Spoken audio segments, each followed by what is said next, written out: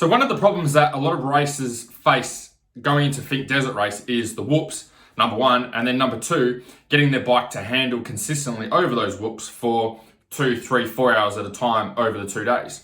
And so one of the hardest things is, number one, getting your bike set up properly, but number two is that a lot of riders find that their bike doesn't handle consistently over those 2 days. And there's a specific reason for that. So what I'm going to go through in this video is, number one, what that reason is, and then more importantly, give you some action steps so you can get your bike handling consistently, or as consistently as possible from start to finish. So the real reason that the bike's not going to handle consistently is actually got nothing to do with the bike and everything to do with the rider. So one of the things that happens as you're going through the race is there's a level of fatigue that you're going to go through. You're not going to be as strong, you're not going to get into the right positions on the bike.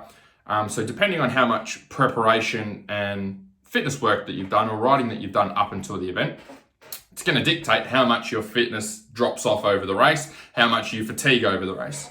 So ultimately, you want to fatigue like this over the race.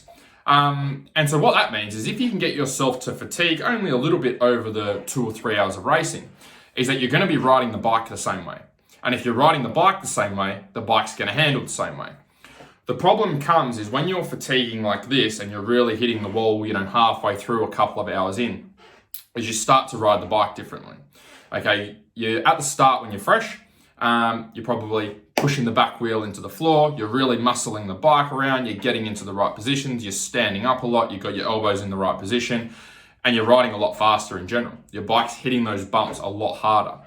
Whereas what happens when you start to fatigue is all of those things we know we should be doing, we stop doing. Okay, we start to sit down more. We're not driving our legs into the pegs as much and driving that back wheel into the floor because we're getting fatigued. We're trying to save our legs a little bit and save energy. When we're going over the whoops, we're not hitting them as hard anymore. So of course, if we're not riding the bike as hard as what we were at the start, the way the bike is set up is going to handle very, very differently. And so one of the big problems that I see is that a lot of riders will go out and do pre-running or do testing to get their suspension set up. And that's great, I'm all for that.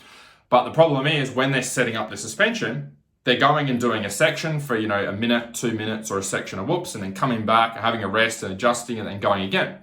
So when they're testing at peak intensity, they're testing at peak riding effort. But the problem is when you go and race Finke, chances are you're not going to be riding the whoops the same way you are in that 2-minute testing period as you are over a 2 or 3 hour race. So the whole goal here is to be able to reduce fatigue as much as you can, so you can ride the bike consistently, and then the bike's going to perform consistently for you as well and make it easier to ride. So there's three main things that I focus on with our riders that you can use as well to reduce fatigue as much as possible. First thing is making sure you're building adequate strength going into the race. So if you think about your bike, right, if you're riding a 450, your bike's over 100 kilos, might be 110 kilos. So if you've got a bike at 110 and you're weighing 80 kilos, you've got 110 kilos plus 80 kilos, that's 190 kilos in total.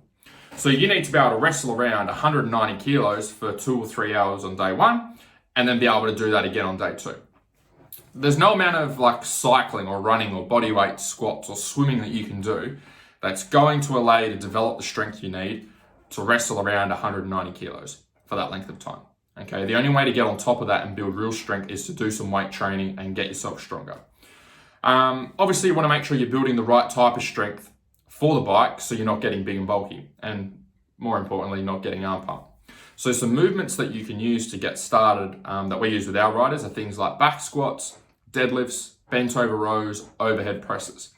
And the reason that these exercises are so great is because they use multiple muscle groups and multiple areas of the body in one exercise. So if we can do that, we're going to have the highest carryover possible from our gym work or strength work over to how you're going to perform on the bike. So if you can get yourself stronger, you can make the bike feel lighter. If you can make the bike feel lighter, you're going to be using a lot less energy when you ride, which means you can ride at a consistently faster pace and the bike's going to handle more consistently for you as well. Second thing is cardio. So there's 2 types of cardio that we want to work on for Finke.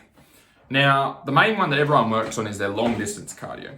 People go out and do long rides, or they go and cycle, or they go and do, long runs. And that builds your long distance cardio system, which is great. The one that gets neglected that I find is our short distance cardio system. So within that 2 or 3 hours of racing that you have out at Finke, it's not 2 or 3 hours at a consistent pace, is it? Because it's not like running a marathon. It's not like running down the road where you just, same movement for 2 or 3 hours. You've got different parts of the track which require different levels of effort. Some parts of the track, really rough, really whooped out, really take it out of you. Other parts of the track, relatively smooth. You can sit down. It's fast, but it's not causing too much fatigue or strain on your body. So we've got this up and down level of fatigue, or up and down level of intensity and effort. So the way that we train that is we can use interval training. So for example, this is where you could jump on the rowing machine. You could jump on the rowing machine and do a minute flat out, followed by a minute rest. And you could do that for 6 rounds. Okay, so a total of 12 minutes. And the whole goal with that style of workout is to make sure that we're working on the intensity. It's the going hard part that we're focusing on, not training for hours and hours. And if you can do that, it just means you're going to recover quicker between those tougher sections at Finke. And again, you're going to be riding the bike more consistently, and the bike's going to handle more consistently for you because you're riding it the same way all the way through. Third thing is nutrition. So with nutrition, there's so much you can work on with nutrition, but some simple stuff that we work on with our riders to get them making big improvements with a minimal amount of effort is simply just using something like a carb gel. Okay, you can have, if you're riding for 3 hours, racing for 3 hours, and you've got 2 fuel stops, have a couple of carb gels at each fuel stop. Okay, even at the start. For the first one, you might not even feel like you need a carb gel, but it's just making sure we're replacing the energy that we've lost over that initial hour or so. So you can get a carb gel or 2 in at each fuel stop. That's going to make sure that the carbs and energy we burnt through we're replacing, so you're ready to go for the next part of the race. And so if you can do this again, if you've got a consistent level of energy and a consistent fuel tank now, you'll ride the bike the same way all the way through the race. Whereas what happens for a lot of guys is they run out of carbs and they run out of energy, and that's when you start riding completely differently. You're not riding as fast, and the bike's definitely not going to handle as well because you're just not riding it the same. So there are 3 areas. Number 1, get yourself stronger, make the bike feel lighter. Number 2, work the 2 types of cardio, okay, do some interval work. And then number 3, make sure you have a bit of a plan with your nutrition. Something easy, just have a couple of carb gels at your fuel stops. If you'd like some help with this stuff and applying it to your racing, feel free to apply it for my Faster Laps program, and I'll put the link down in the description below.